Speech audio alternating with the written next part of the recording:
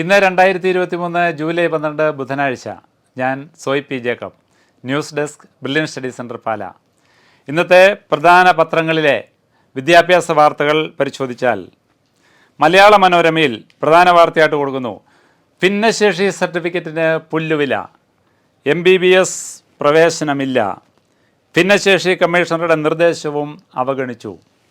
ഭിന്നശേഷി തെളിയിക്കുന്ന സർക്കാർ രേഖകൾ ഹാജരാക്കിയിട്ടും സംസ്ഥാനത്തെ പ്രൊഫഷണൽ കോഴ്സുകളിൽ നിന്ന് ഭിന്നശേഷി വിദ്യാർത്ഥികൾ പുറത്ത്.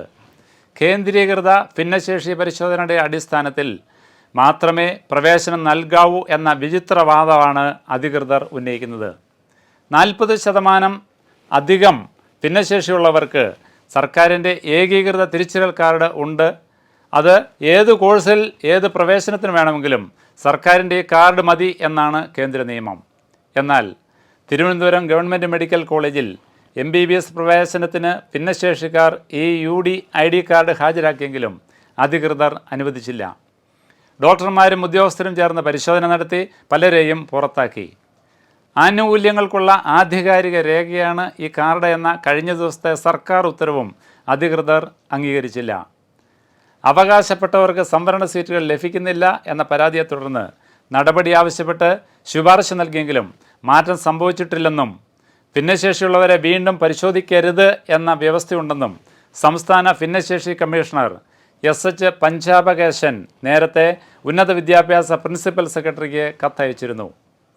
കഴിഞ്ഞ വർഷം സീറ്റ് നിഷേധിക്കപ്പെട്ടവരിൽ ചിലർ കോടതിയെ സമീപിച്ച് പ്രവേശനം നേടിയിരുന്നു. MBBSന് ഇത്തവണ സീറ്റ് നിഷേധിക്കപ്പെട്ട ആലപ്പുഴ സ്വദേശിയായ വിദ്യാർത്ഥി സംസ്ഥാന ഭിന്നശേഷി കമ്മീഷണറെ പരാതി അറിയിച്ചു. പുനഃപരിശോധനയിൽ 40% ഭിന്നശേഷി കണ്ടെത്താനായിട്ടില്ല എന്ന് ഡോക്ടർമാർ അറിയിച്ചതായി രക്ഷിതാവ് പറഞ്ഞു. മറ്റൊരു വാർത്ത: NITയിൽ 4 വർഷ BSc B.Ed. NITയിൽ ഈ കൊല്ലം 4 വർഷ BSc B.Ed പ്രോഗ്രാം തുടങ്ങുന്നു. ഫിസിക്സ്, കെമിസ്ട്രി, മാത്തമാറ്റിക്സ് എന്നീ വിഷയങ്ങളിലാണ് പ്രോഗ്രാം. 1ാം സെമസ്റ്ററിൽ പ്രധാന വിഷയം തിരഞ്ഞെടുത്ത് ആദ്യ 3 വർഷം കൊണ്ട് BSc ബിരുദം പൂർത്തിയാക്കാം. NCET പ്രവേശന പരീക്ഷ വഴിയാണ് അഡ്മിഷൻ നേടിയെടുക്കുക. രാജ്യത്തെ 2 IITകളിലും 4 NITകളിലുമാണ് ഇൻ്റഗ്രേറ്റഡ് പ്രോഗ്രാം തുടങ്ങാൻ അനുമതി ലഭിച്ചിട്ടുള്ളത്. അപേക്ഷിക്കുവാനുള്ള അവസാന തീയതി ജൂലൈ 19. കൂടുതൽ വിവരങ്ങൾക്ക് www.nta.ac.in അല്ലെങ്കിൽ ncet.samarth.ac.in. മറ്റൊരു വാർത്ത: പ്രൊഫഷണൽ കോഴ്സ് നാളെ കൂടി അപേക്ഷിക്കാം. പ്രൊഫഷണൽ ഡിഗ്രി പ്രവേശനത്തിന് അപേക്ഷ നൽകാൻ കഴിയാതിരുന്നവർക്ക് മെഡിക്കൽ അനുബന്ധ കോഴ്സുകളിലേക്ക് MBBS BDS ഉൾപ്പെടെ അപേക്ഷിക്കാൻ 13ാം തീയതി, അതായത് നാളെ വൈകിട്ട് 4 മണി വരെ വീണ്ടും സമയം അനുവദിച്ചു. KEAM 2023 മുഖേന നേരത്തെ അപേക്ഷിച്ചവർ വീണ്ടും അപേക്ഷിക്കാൻ പാടില്ല. www.ce.kerala.gov.in എന്ന സൈറ്റ് സന്ദർശിക്കുക. മറ്റൊരു പ്രധാന വാർത്ത: സ്വാശ്രയ നേഴ്സിംഗ് അപേക്ഷ 15 വരെ.